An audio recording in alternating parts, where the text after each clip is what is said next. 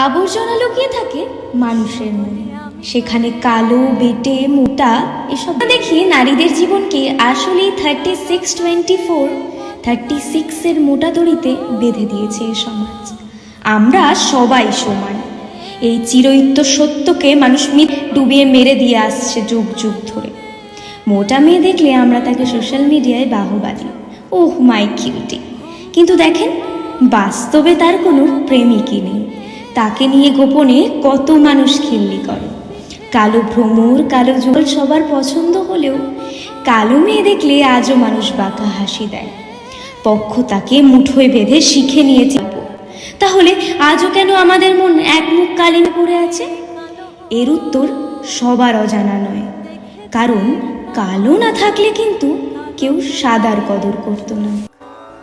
কৃষ্ণকলি আমি তারে বলি, ঘন মেঘে